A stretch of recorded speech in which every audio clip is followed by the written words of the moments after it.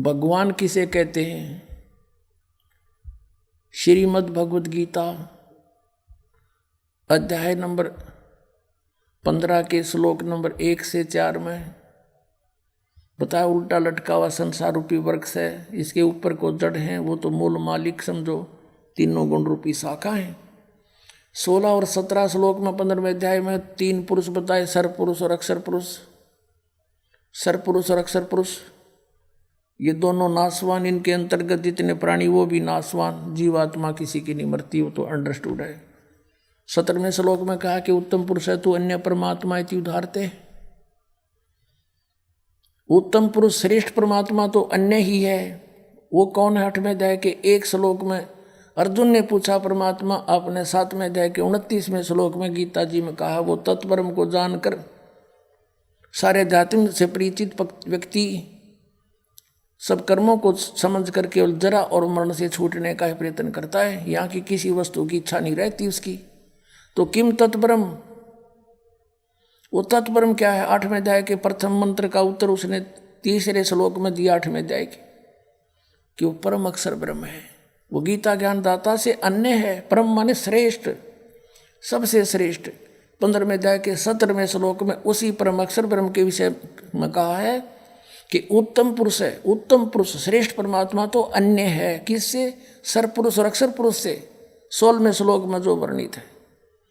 और वही परमात्मा कहाता है, परमात्मा जो श्रेष्ठ भगवान, जो किसी को दुख नहीं दे केवल सुख दे, उसको भगवान कहते हैं, स्वामी कहते हैं। नो तो कसाई भी स्वामी है अपने बकरियां का, पर वो सुखदाई नहीं है। तो इस प्रकार ये काल हमारा स्वामी बना हुआ है और हमें बकरे समझ रहा है। ये हम इसको स्वामी मान रहे हैं, प्रभु मान रहे हैं अपना। हमारा स्वामी तो सतलोक में है और वो यहाँ हमारे लिए भटक रहा है, आता है। वो परमात्मा है, वो दुख नहीं देता किसी को।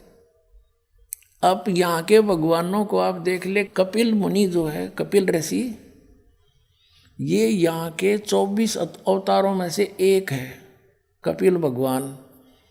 और सगड़ राजा के 60,000 पुत्र थे। वो अपना पृथ्वी पर किसी ने बता दिया वो यज्ञ करें थे, किसी ने बता दिया कि एक तालाब बनवा दे, एक बगीची बनवा दे, एक कुआं बनवा दे, तो उसको एक अश्वमेघ यज्ञ जितना पुण्य होता है। तो उनका ऐसी शरण उठी, 60,000 थे, लाग गए सारी पृथ्वी में खड़े खोदन।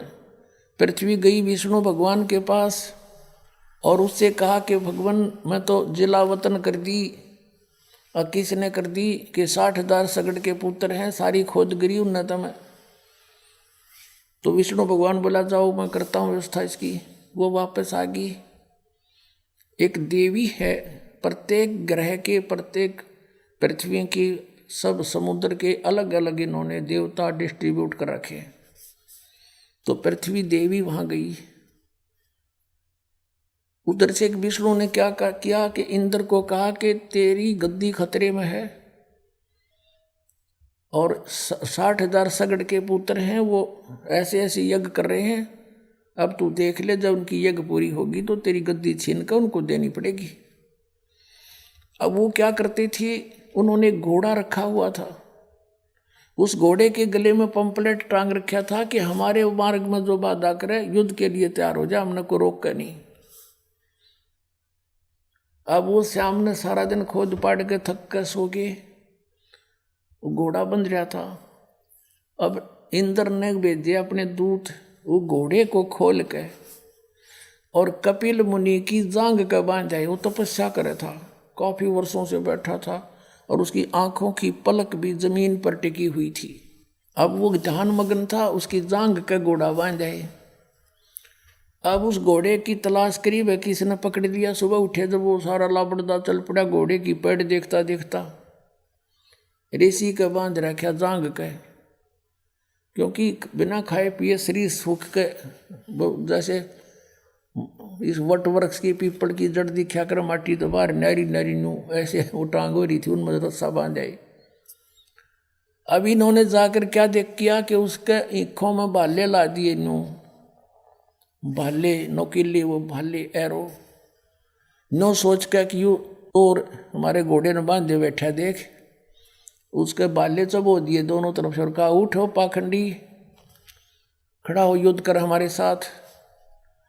अब उसका ऋषि का हुआ दर्द का सुताव न क्यों हमने जोर तो हमारे गच दे ही, और वो एकदम क्रोध हुआ, उसने ऐसे वो उठा दी पलक, वो तो एटम बम बना बैठा था, न्यों कर दी, वो सारे 60,000 के 60,000 जल गए, अग्निबाण छूटे उसकी आँखें थे, 60,000 मार डाले उस कपिल मुनि ने, उनके भगवान ने।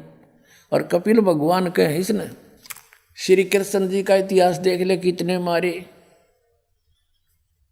श्री राम का इतिहास देख ले, और इस परमात्मा का इतिहास देख लो, जब कीड़ी बीमारी होता है कितना जुल्म ढाई परमात्मा के, कभी किसी को बद्दुआ नहीं दी मालिक ने, क्योंकि किस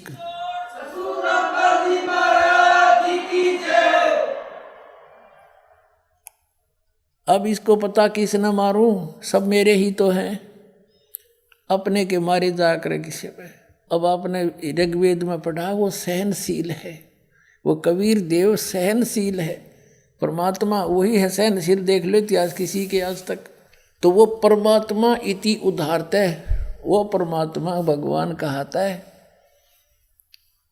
तो ये हमारे परमात्मा है, हमारे भगवान है, हमारे लिए भटक रहे हैं, ये सुख सुख देते हैं, दुख नहीं देते।